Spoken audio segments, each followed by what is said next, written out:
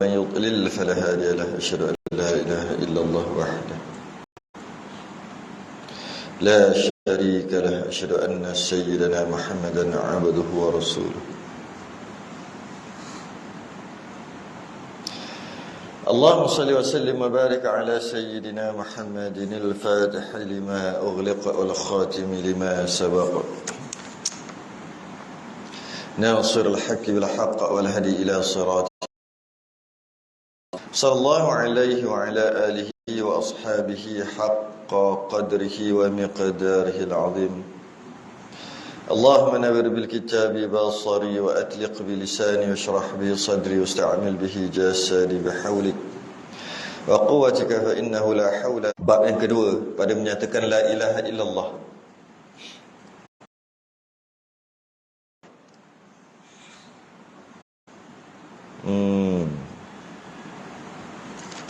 Sedikit mukadimah dah selesai. Mengapa alhamdulillah dinamakan doa?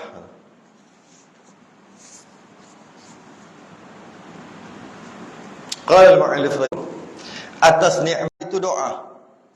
Sedangkan alhamdulillah tu maksudnya segala puji bagi Allah. Itu bukan doa. Doa ni minta sesuatu. Tentang kelebihan, bukan tentang kelebihan, tentang kewajipan la ilaha illallah tu. Tidak ada Tuhan melainkan Allah. Dia bincang berkaitan dengan tauhid sebelum ni, berkaitan dengan pegangan. Kemudian dia nak bagi tahu yang mana sebenarnya yang kita nak sebut alhamdulillah itu dia sebagai doa. Alhamdulillah dinamakan doa. Kenapa pula? Dan sebab dinamakan alhamdulillah itu doa kerana bahawasanya orang yang memuji akan Allah, memuji ia kerana syukur. Apabila dapat kat kita apa-apa nikmat, maka kita bersyukur. Dengan bersyukur, kita dituntut untuk menyebut alhamdulillah. Tapi dia kata alhamdulillah tu doa. Segala puji bagi Allah. Itu bukan doa. Itu memuji Allah. Sana' panggil. Nak tahu kenapa? Okey, bahawasanya orang yang memuji akan Allah, memuji ia kerana syukur. Kita sebut alhamdulillah kerana kita bersyukur atas nikmatnya, dan syukur atas nikmat itu menuntut tambah. Syukur atas nikmat, dapat nikmat, kita bersyukur, kita sebut alhamdulillah. Bila sebut alhamdulillah kerana syukur atas nikmat, itulah menuntut tambah. Firman Allah Ta'ala, la in syakartum la azidannakum. Dan sungguhnya jika syukur kamu, niscaya aku tambah akan kamu. Surah Ibrahim ayat yang ke-7. Jadi maknanya, kalau kita syukur, Allah tambah rezeki. Kita dapat apa-apa nikmat, kita sebut alhamdulillah. Alhamdulillah tu puji Allah dan bersyukur kerana dapat nikmat. Bila bersyukur, Allah akan tambah. Dia jauh ada pusing tu. Dia bukan secara direct minta. Kalau secara direct minta, kita minta Allahumma lah. Bila kita minta Allah secara direct, itu doa lah, namanya doa. Tapi kadang-kadang tak secara direct minta tu. Malah kadang-kadang minta pada Allah ni lebih afdal minta tak secara direct daripada minta secara direct. Minta pula melalui puji, itu lebih afdal. Doa kita minta pada Allah secara puji, yang ditunjukkan oleh Nabi apa? Nabi Ayub. Nabi Ayub dia minta pada Allah tapi tak secara direct. Nabi Ayub. Wa ayyuba idh nada rabbahu anni mathani ad-dur wa anta arhamur rahimin.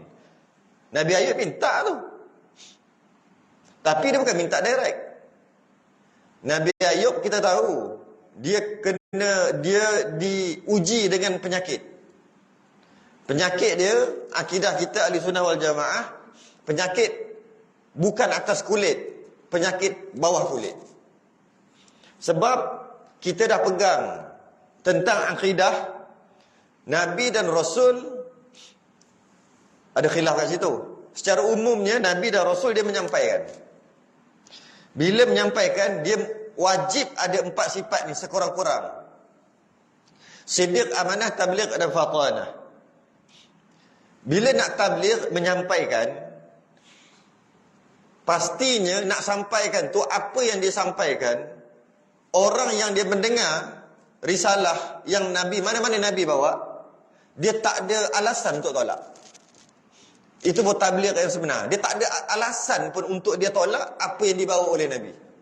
Pertama dari segi hujah. Termasuk juga alasan apa-apa kekurangan yang ada pada dia tu, tak boleh tolak juga. Sebab perfect, sempurna. Antara alasan yang boleh tolak risalah mana-mana Nabi, bila Nabi tu ada masalah kesihatan. Maka orang yang mendengar tadi, selain daripada dengan hujah mantap dah, tapi berkurang, maka dia ada alasan.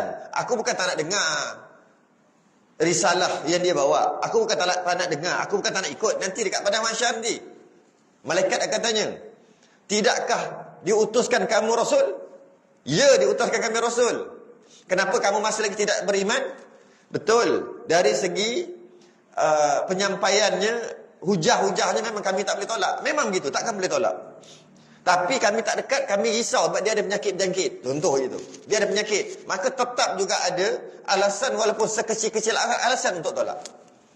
Sedangkan bila Allah hantar Rasul, takkan ada waktu tu. Mulut tak boleh nak cakap apa.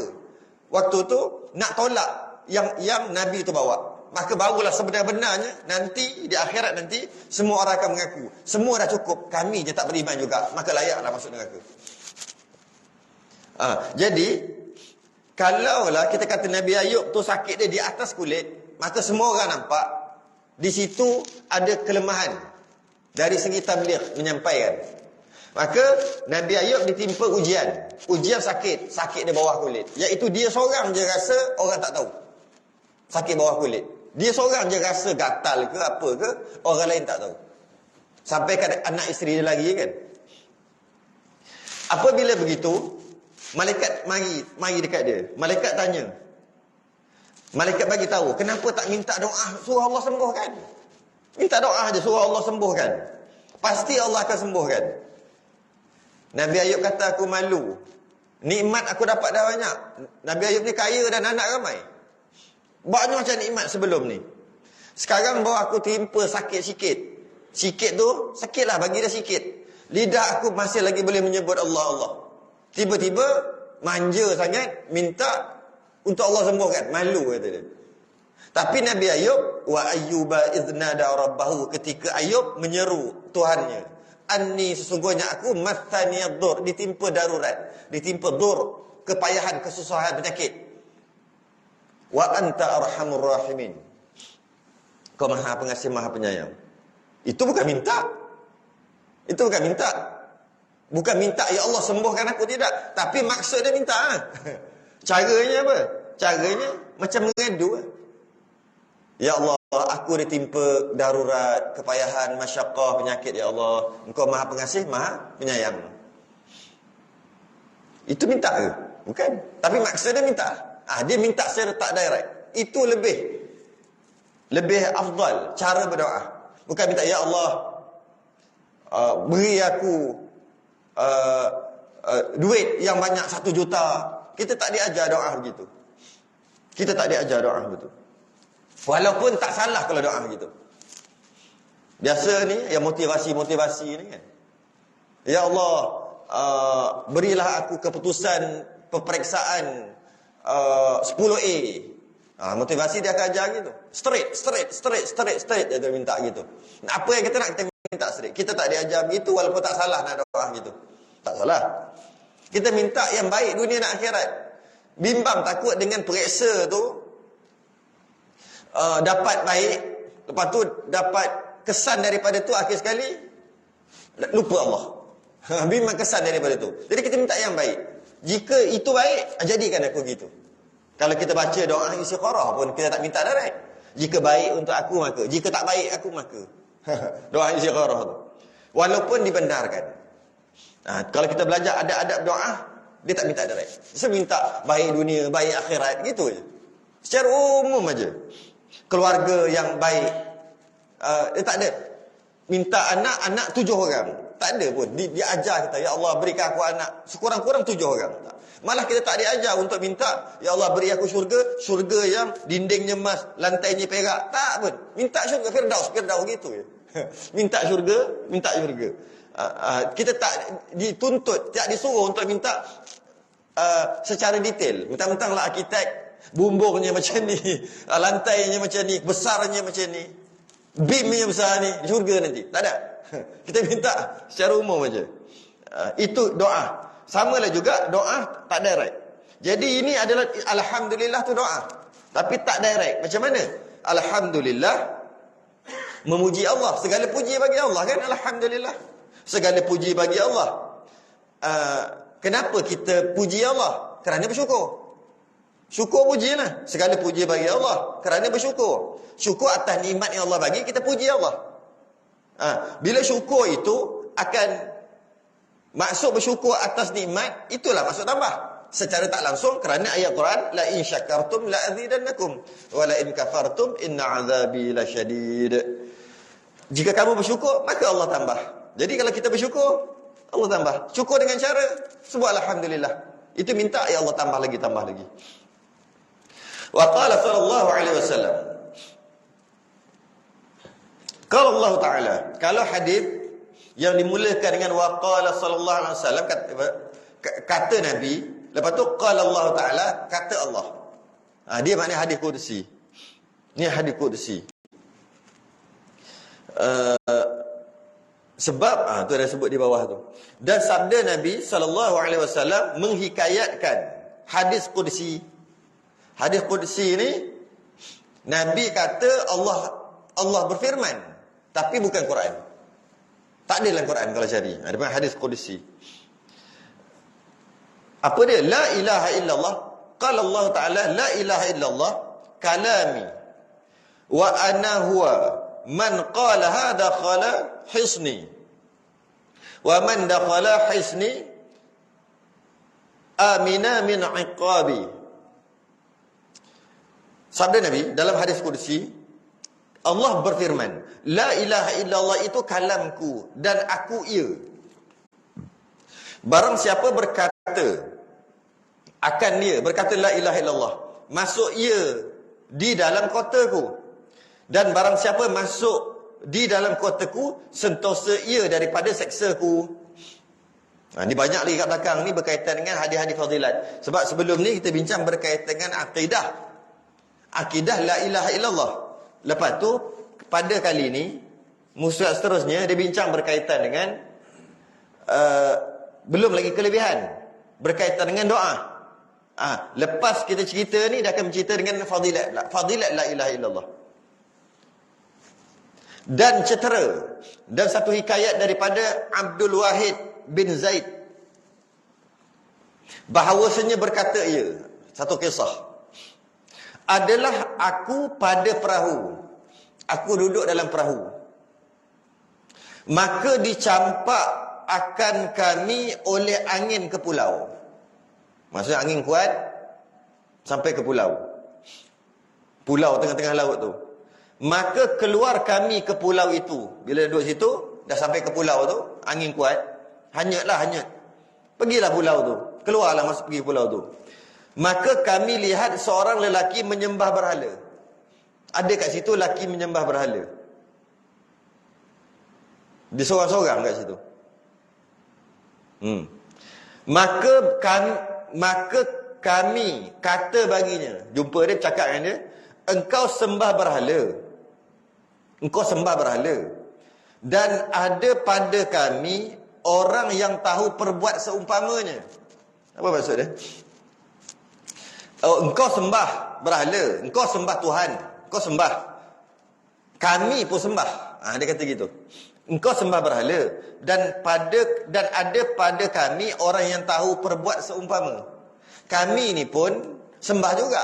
Tapi bukan sembah bala. Kami pun sembah juga, engkau pun sembah juga. Maka berkata ia, yang sembah bahala tadi, dia kata yang kat pulau tadi, siapa yang kamu sembah? Kamu sembah siapa? Maka kata kami, baginya, kami sembah akan Tuhan yang pada langit itu arasnya. Kami sembah akan Tuhan yang pada langit itu arasnya. Kami, kalau bahasa sekarang, kami sembah Tuhan, Tuhan yang memiliki arasnya di langit. Itu kalau bahasa sekarang lah. Kamu sembah akan Tuhan yang pada langit itu arasnya, kan. Kami sembah Tuhan. Tuhan yang kami sembah ni mempunyai Tuhan yang kami sembah ni Tuhan yang memiliki arasnya, yang mana arasnya duduk kat langit. Kenapa disebut aras? Aras adalah makhluk yang paling besar. Maka jika menisbahkan Tuhan punya honor kepada makhluk yang paling besar, maka dia lah paling hebat. Sebab tu dia nisbahkan aras. Boleh je kami sembah Tuhan pokok tu. Kami sembah yang mencipta pokok tu. Boleh je. Kami sembah yang mencipta binatang tu. Kami sembah yang mencipta. Tuhan lah juga. Tapi bila sebut binatang ke pokok ke tu kecil aja. Dia nisbahkan terus. Kami sembah makhluk yang paling besar. Satu yang namanya aras, dia adalah makhluk yang paling besar duduk atas langit. Kami sembah Tuhan tu yang buat aras tu. Maknanya maksimum lah. Tak boleh lah nak cakap, oi Tuhan aku lagi buat lagi besar. Tak ada, sebab aras paling besar. Ya? Dan pada bumi itu penamparnya. Pada bumi itu penamparnya. Penampar ni penghamparnya. Bumi itu hamparannya. Okey? Hamparan maknanya Allah buatlah apa yang ada dekat bumi dan dekat langit. Dan pada laut itu jalannya. Bahasa-bahasa kiasan ni. Dan pada laut itu jalannya. Maknanya hebatlah kalau berjalan kat laut. Okey? Dan berkata ia. Berkata orang yang sembah bahala tadi dekat pulau, siapa yang memberi ketahui akan kamu dengan dia? Siapa yang bagi tahu kau dia tu Tuhan dia tu? Sebab kalau katalah kau sembah dia, berapa kali dah jumpa? Tak pernah jumpa. Pernah bercakap dengan dia? Tak pernah bercakap. Pernah tengok? Tak pernah tengok. Habis mana kau tahu? Siapa yang bagi tahu? Siapa yang memberi ketahui akan kamu dengan dia? Kata kami, telah membangkit ia kepada kami akan Rasul. Ada wakil Tuhan, utusan Tuhan yang kita panggil Rasul tu. Dia yang bagi tahu. Dia yang bagi tahu pada kami tentang Tuhan tadi tu. Berkata ia, apa diperbuat dengan Rasul? Dia tanya balik, habis tu Rasul tu sekarang dah buat apa? Banyak soalannya. Kata kami telah diqabat. Qabat. Telah diambil balik. Yakni diambil akan dia oleh milik kepadanya. Mudahnya telah wafatlah. Tapi dah tak ada dah Rasul tu, telah diambil balik daripada tuannya. Berkata ia, dia tanya lagi, adakah tinggal pada kamu daripada alamatnya suatu? Habis kalau dia dah bagi tahu, kemudian dia telah diambil balik oleh tuannya, lepas tu dia tinggal apa-apa tak? Takkan dia bagi tahu, lepas tu dia ambil balik, begitu aja, dia tinggal apa-apa tak? Okay. Kata kami bahkan, ada. Iaitu Kitabul Malik. Kitabnya. Kata ia, adakah pada kamu sesuatu? Dia pun kata, kamu tahu tak? Kalau nak bawa, peliklah nak bawa kan. Kalau nak tunjuk, kamu ada tak sesuatu daripada kitab tadi? Kalau mudah bahasa sekarang, ada apa-apa tak? Aku nak dengar, gitulah. Maka kami baca atasnya surah Ar-Rahman. Dia baca surah Ar-Rahman. Maka sentiasa lelaki itu menangis hingga habis surah itu. Menangis lelaki itu sampai habis surah, dengar surah Ar-Rahman. Kemudian berkata, kata yang dengar tadi tu, yang sembah bahala tu, tiadalah sayugia bahawa dimaksiatkan akan empunya kalam ini. Tak patut kalau orang masih lagi lawan Tuhan punya kalam ini. Kemudian kami lentangkan atasnya akan Islam. Kami ajarlah di Islam. Sebab dia tak ada jumpa orang. Dia sembah je lah berhala tu dekat pulau. Tak sampai Islam dekat dia. Sekarang dah sampai lah. Maka Islam ia pun terima Islam tu. Dan kami bawa akan dia serta kami dalam perahu. Kami pun bawa balik. Kau duduk pulau ni buat apa? Jom balikkan kami pergi ke tanah besar. Maka tak kala kelam malam, bila masuk malam dan sembahyang kami akan nak isyak. Kami sembahyang isyak. Diikut sekali. Mengambil kaminya akan tempat tidur kami. Lepas tu kami nak tidur lah. Lepas sembahyang isyak. Maka berkata ia bagi kami. Dia kata, adakah Tuhan yang kamu tunjuk akan daku, yang kau cerita dan aku dah masuk Islam ni, yang kau nak cerita Tuhan-Tuhan tu, adakah atasnya tidur ia? Adakah dia tidur? Kata kami, la ta'khudhu sinatun wala naum. Tetap ia hidup yang berdiri dengan sendiri, tiada tidur ia. Tak tidur Tuhan ni. Katanya. Dijawab lagi. Sejahat-jahat hamba itu kamu tidur. Kamu dan Tuhan kamu tiada tidur. Ini bahasa-bahasa tinggi. Bahasa kiasan. Dia kata orang-orang Tuhan kamu tak tidur menguruskan kamu, uruskan dunia alam ni, tapi kamu tidak. Kamu tidur. Itulah sejahat-jahat hamba. Itulah sejahat-jahat hamba. Ni memanglah kitab-kitab hakikah dia memang ada sebut perkara ni. Sejahat-jahat hamba adalah hamba yang tidur sedangkan Tuhannya tidak tidur. Bukan dengan maksud kita tak boleh tidur, kita jadi jahat. Bukan. Maksudnya dah nak tidur tu nak macam mana, dah mengantuk. Tapi sepatutnya kurangkan tidur. Kurangkan tidur. Sebab sepatutnya, kalau nak kira, sepatutnya Tuan tu yang tidur, hamba yang kerja. Ini Tuan yang bekerja, hamba pula tidur. Tapi bahasa kiasan lah. Bahasa kiasan. Mana boleh tak tidur? Cuma kena tidur. Jadi maknanya tengah tidur je, betul jaga. Cukup dah tidur, cukup dah tidur. Tu maksud dia. Bukan yang tak boleh tidur. Bahasa kiasan. Sejahat-jahat hamba itu kamu tidur dan Tuhan kamu tiada tidur. Okey.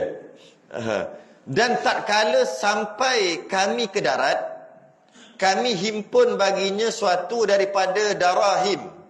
Kami cari dirham lah. Darahim, banyak duit dirham. Cari-cari, kamu kumpul sikit seorang untuk bagi kat dia. Maka katanya, apa ini? Apa benda kau nak bagi aku ni? Kata kami, bekal atas diri kamu. Ambil lah, sebab kau bawa masuk Islam. Ambil lah ni, duit bekal. Tengok katanya, kamu tunjuk akan daku jalan yang tiada aku lihat akan kamu menjalani akan dia. Selama ni kamu dapat agama yang betul, aku tak dapat yang betul. Kamu dapat jalan yang betul, Tuhan yang betul kamu sembah. Aku sembah Tuhan tak betul, aku tak tahu, duduk kat pulau. Adalah aku sembah akan yang lain daripadanya. Aku main sembah je lah. Aku sembah yang lain daripadanya. Maka tiada sia-sia akan daku. Tetap dia bagi aku makan. Kenyang aku. Tak ada masalah pun bagi aku. Sedangkan aku tak sembah dia. Masa aku tak kenal korang lagi. Tak ada kurang pun aku. Walaupun aku sembah berhala. Tak ada kurang langsung. Maka adakah ia mensia-sia akan daku sekarang? Sekarang ni aku sembah yang benar. Aku tak sembah dia pun, cukup makan, cukup pakai. Tiba-tiba sekarang ni aku sembah dia yang benar. Takkan aku lapar pula. Kemudian daripada aku sembah akan dia. Dia panggil iman. Iman antara iman yang terbaik lah. Antara iman yang terbaik. Beriman terus dapat akidah tu. Kadang-kadang kita yang Islam baka dan keturunan pun tak dapat akidah ni. Dia panggil iman lahzah. Iman sesaat. Masuk Islam, pop terus beriman. Iman itu iman sungguh. Logik lah. Aku sembah patung selama ni, aku sembah berhala, sembah pokok, yang mana dia tidak boleh memberi mudarat dan tidak boleh mendatangkan manfaat. Aku makan kenyang, pakai elok, ada rumah, tetap ada juga. Siapa yang bagi? Allah yang sebenar bagi, walaupun aku tak sembah dia. Bukan pokok tu, bukan berhala tu bagi. Sekarang aku sembah yang benar. Takkan tiba-tiba dia mensia-siakan aku. Takkan tiba-tiba aku kebuluh pula. Iman lahzah dia panggil. Iman tak payah pergi mengaji, tak payah belajar. Tak perlu pergi belajar. Tak perlu pergi masuk kuliah. Tak perlu semua. Tak perlu mentelaah. Fikir. Tak perlu. Terus dapat. Iman lahzah ni dalam riwayat banyak lagi. Dalam Quran ada iman lahzah ni, iman ahli sihir Fir'aun, dia panggil iman lahzah tu. Sebab ada doa, antara doa dia, saya tak hafal lah doa tu, tapi maksud dia sebab bunyi pelik, kalau baca memang pelik. Tak takut makmum nanti kan tak amin kan. Ya Allah, jadikan imam aku seperti imam ahli sihir Fir'aun. Ada doa tu, ada. Cuma tak hafal lah maksud dia tu. Nak berani baca. Antara iman terbaik dalam sejarah, iman ahli sihir Fir'aun. Iman, dia panggil iman lahzah, iman sesaat. Iman macam iman ni. Ya Allah, jadikan iman aku seperti iman seorang yang menyembah berhala di satu pulau. Doa gitu. Inilah maksudnya dia ni lah. Iman yang tak perlu mengaji tinggi-tinggi. Masuk Islam terus beriman, lebih kuat lagi iman dia daripada orang Islam baka dan keturunan. Kenapa dia panggil iman lahzah, iman ahli sihir Fir'aun? Kan apabila Fir'aun suruh lawan Nabi Musa, kan pakat-pakat baling tali itu jadi ular. Ada riwayat mengatakan ahli sihir Fir'aun, ketua dia Fir'aun yang ahli sihir. Fir'aun ni ketua ahli sihir. Dan ahli sihir yang nak lawan Nabi Musa 12,000 orang. Bukan 12 orang, 12,000 orang. Tak boleh nak bayar macam ni, zaman tu zaman lama lah, zaman Nabi Musa. 12,000 orang. Semua jadi ular yang disihirkan tu. Nabi Musa baling tongkat aja. Jadi ular tadi makan. Ular-ular ahli sihir. Kan selepas pada tu semua ahli sihir tu kami beriman dengan Tuhan Musa. Mana ada pergi mengaji? Mana ada masuk kuliah dulu? Mana ada belajar akidah apa, tak ada. Tengok gitu aja. Terus beriman. Kita punyalah mengaji. Boleh dapat iman macam tu? Pun tak dapat. Sebab tu antara iman terbaik dalam sejarah adalah iman ahli sihir Fir'aun. Beriman terus, gitu. Bukan sekadar itu saja beriman. Fir'aun bunuh seorang-seorang. Tetap juga tak nak kembali kepada agama Fir'aun tu, yang mengaku Fir'aun tu Tuhan. Tak nak, mati 12,000. Kita belum tentu. Malah waktu tu sebenarnya boleh je dia mengaku dia beriman dengan Fir'aun dengan maksud nak menyelamatkan nyawa. Boleh. Sebab nak kena bunuh ni. Dia kata, iyalah engkau Tuhan Fir'aun, engkau seorang Tuhan. Aku dah kembali balik. Kejap je aku beriman dengan Tuhan Musa, sekarang aku tak beriman dah. Boleh cakap begitu kerana nak selamatkan nyawa. Boleh. Tak salah pun. Kisah keluarga Ammar bin Yasir, keluarga Yasir, Sumayyah, semua tu iman terbaik, iaitu iman sanggup mati. Tapi Ammar tak mati. Dia kata dekat orang yang nak bunuh dia kata, okeylah, aku tak beriman dengan Muhammad. Sedangkan dalam hati dia beriman dengan Nabi. Maka yang lain, ayahnya apa semua, mati. Sanggup mati. Jadi Ammar ni sedih. Ammar ni tanya, mak ayah aku dah mati, Sumayyah apa semua, Yasir semua mati. Sebab mempertahankan agama akidah. Aku pergi cakap, aku tak beriman dengan kau. Sebab dia nak bunuh aku. Adakah habislah aku neraka ke apa? Nabi kata tak. Waktu tu iman kau macam mana? Nak selamatkan nyawa tak apa kau cakap. Malah kalau dia tanya 1000 kali kau jawab macam tu juga. Sebab nak selamatkan nyawa. Itu iman dia tahap tu. Tapi mak ayah dia, iman dia Lebih lagi pada tu. Iman sampai yang sanggup mati. Tapi ahli sihir Firaun ni mana sempat belajar dengan Nabi Musa? Tengok gitu je. Bukti gitu je. Mukjizat tu tengok. Uyo, aku beriman. Mati. Tak ke itu adalah iman yang terbaik dalam sejarah? Iman terbaik. Ada ashabul ukhdud. Dalam Quran dikisahkan juga. Ada budak, pendek-pendek kan cerita. Ada budak dipilih untuk jadi pengganti ahli sihir. Dia ada seorang ahli sihir raja. Ahli sihir raja ni dah tua. Dia kata dekat raja, aku ni dah tua, dah tak power dah. Lepas ni siapa nak ganti kau jadi ahli sihir negara? Tak ada dah, kena cari ganti. Cari jumpa seorang budak yang mana ada potensi. Dia ajarkan dia ahli sihir, dia ajar sihir ajar dekat budak ni. Tapi budak ni daripada rumah dia nak pergi ke istana lah kita kata.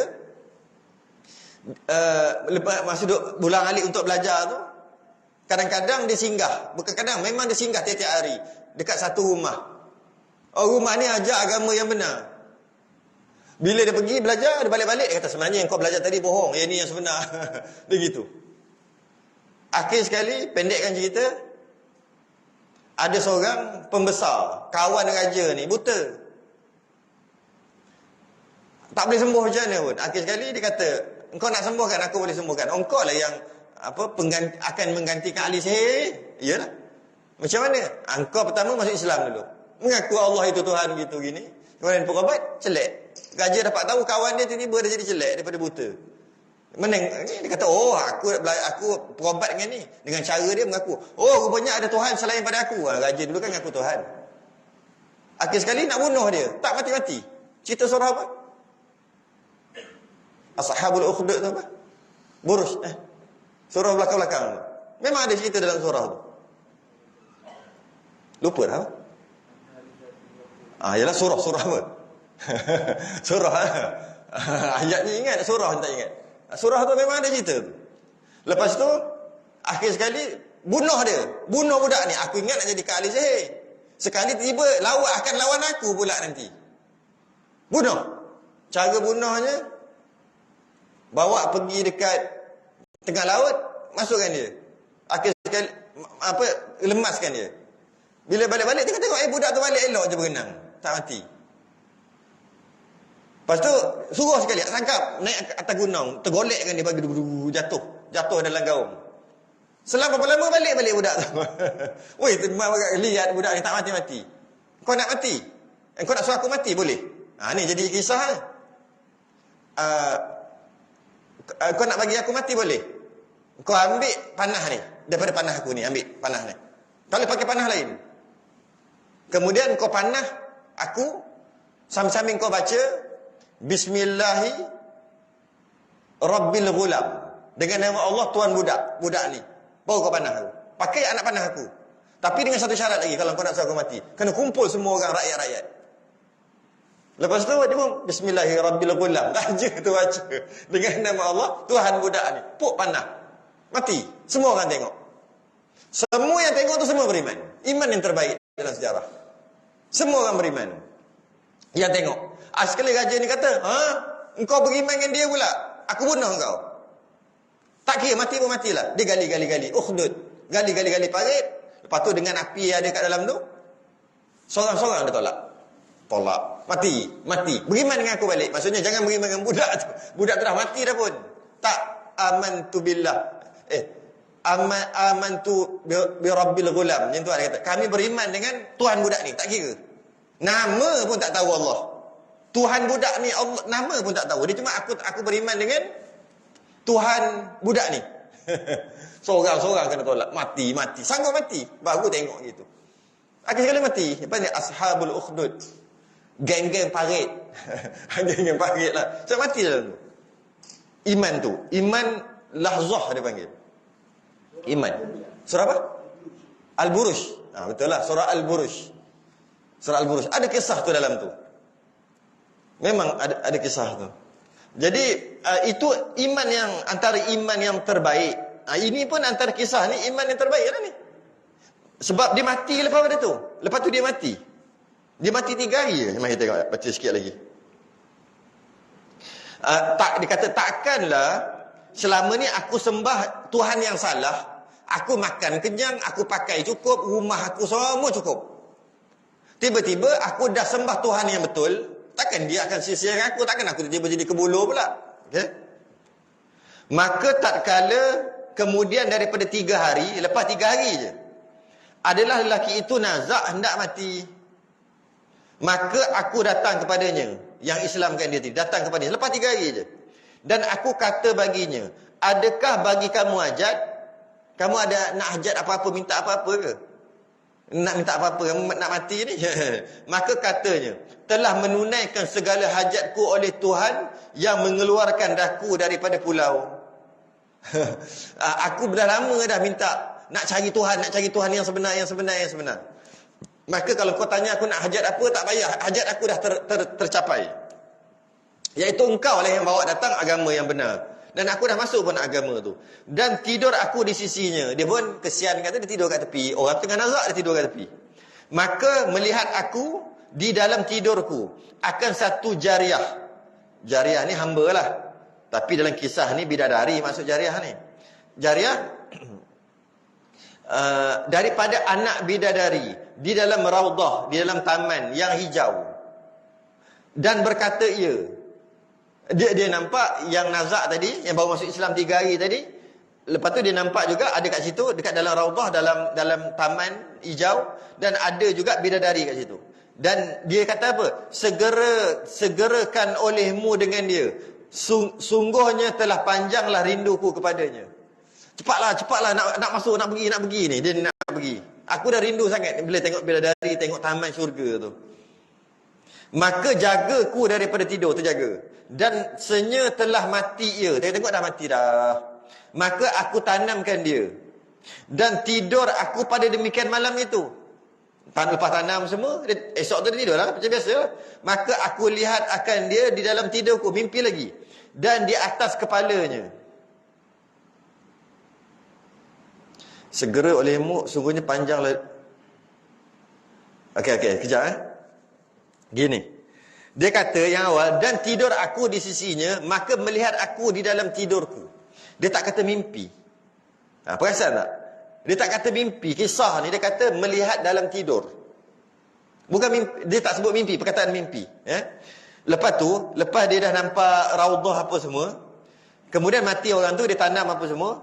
Pada malam tu, dia tidur. Okay? Malam tu. Maka aku lihat akan dia di dalam tidurku. Dia guna istilah tu. Dia tak guna istilah mimpi.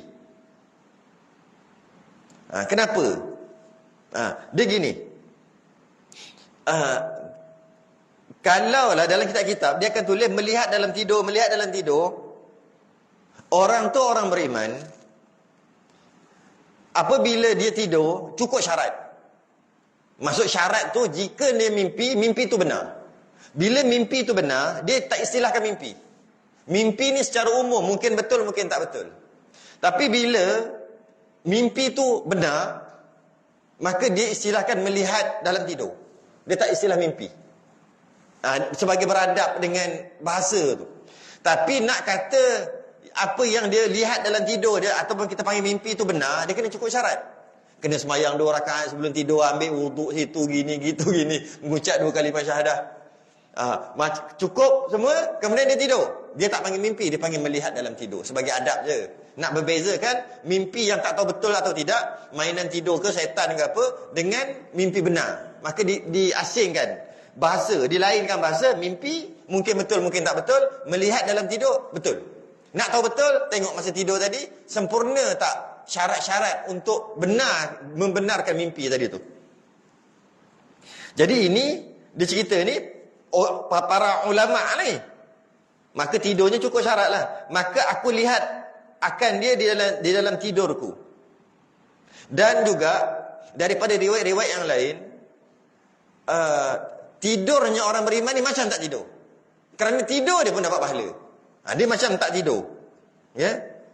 Maka aku lihat akan dia di dalam tidurku. Dan di atas kepalanya mahkota. Oh, dah pakai mahkota dah. Dan antara dua tangannya hurul ain. Hurun ain. Wa hurun ain.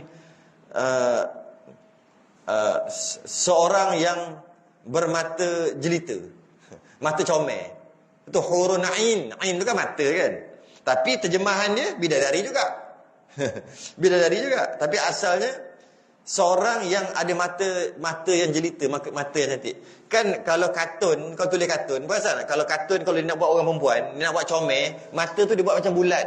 Macam mana nak sebut, tak kerti, buat macam bulat. Comel je mata ni. Orang jarang-jarang ada mata macam tu. Kalau ada mata macam tu bulat, macam mana nak cakap tu? Bulat, lepas tu mata hitam kat tengah, lepas tu bulat besar. Comel nampak. Okey. Lepas tu hurun ain, bidadari lah, maksudnya bidadari. Dia tengok antara dua tangannya ada bidadari dah, duduk dengan bidadari dah. Padahal membaca dia baca wal malaikatu yadkhuluna alaihim min kulli bab salamun alaikum bima sabartum fa ni'ma uqbad dar. Ini surah apa ni? Ar-Ra'd ayat 23-24. Dan segala malaikat masuk mereka itu atas ahli syurga. Malaikat suruh masuk ahli syurga masuk syurga daripada tiap-tiap pintu. Padahal berkata mereka itu bagi ahli syurga. Sambil malaikat itu bercakap dekat ahli syurga yang tengah masuk syurga ni. Sejahtera atas kamu dengan sebab sabar kamu, maka sebaik-baik kesudahan kampung itu syurga. Akhir-akhir masuk syurga juga dia. Walaupun baru 3 hari masuk Islam. Mana nak berhenti ni? Wa qala sallallahu alaihi wasallam addu zakata abda nikum biqauli la ilaha illallah. Dan sabda Nabi sallallahu alaihi wasallam, tunaikan olehmu akan zakat badan kamu dengan sebab berkata la ilaha illallah, yakni dengan sebab Islam kamu. Katalah la ilaha illallah sebagai zakat badan dia panggil. Zakat badan ni, zakat kenapa diistilahkan zakat? Zakat ni melepaskan daripada api neraka.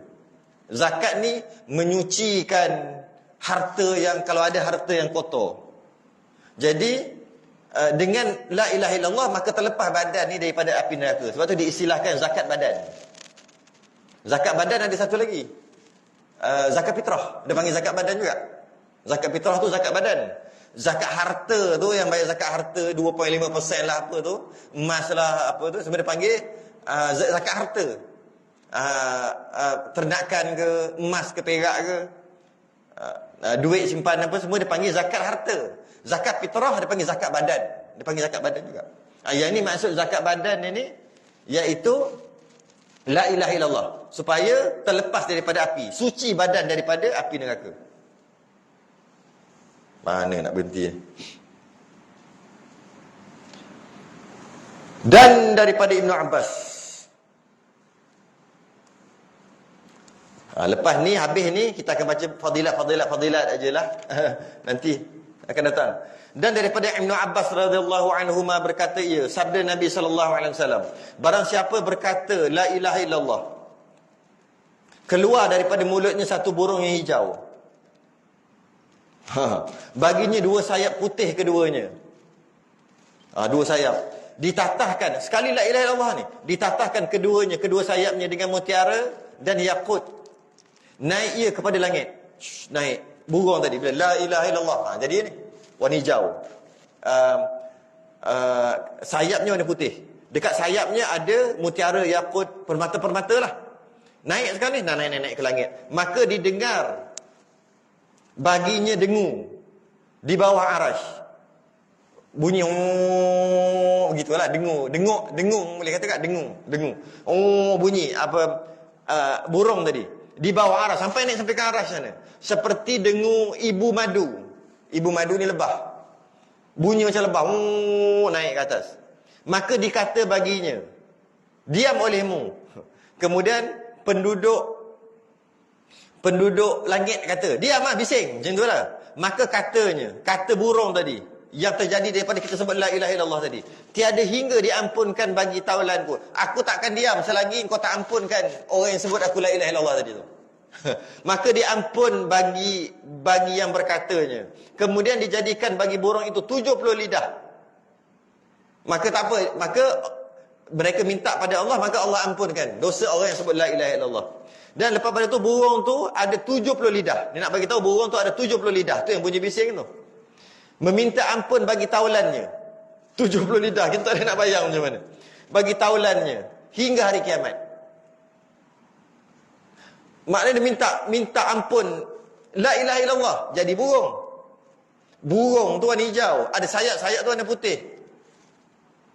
Sayap tu warna putih dan ada permata penuh dekat sayap tu. Dah pula tu bunyi bising. Oh, rupanya daripada nampak satu burung tu ada 70 lidah dalam tu. Dan lidah tu minta apa? Minta ampun sampai kiamat. Tak diam-diam. Maka apabila adalah pada hari kiamat, datang demikian burung itu menolong dan menunjukkan taulannya kepada syurga. Ada tambahan nanti pula, bukan semata-mata la ilaha illallah. Kena faham juga la ilaha illallah apa. Berimanlah juga. Berimanlah dengan la ilaha illallah. Lepas pada ni cerita fadilat pula akan datang. Lepas ni fadilat aja. Fadilat la ilaha illallah. Selesai kita akidah. Akidah la ilaha illallah dah selesai. Kemudian doa la ilaha illallah dengan maksud alhamdulillah doa. Kemudian lepas ni fadilat. Fadilat la ilaha illallah pula. Lepas tu habis. Wallahu alam. Tangguh dulu. Kita sudahi dengan tasbih kafarah dan surat subhanakallahumma hamdika astaghfiruka wa atubu ilaik. Bismillahirrahmanirrahim. Al-'asri innal insana lilladzina amanu wa 'amilus solihati wa tawasaw bis sabr. Assalamualaikum warahmatullahi wabarakatuh.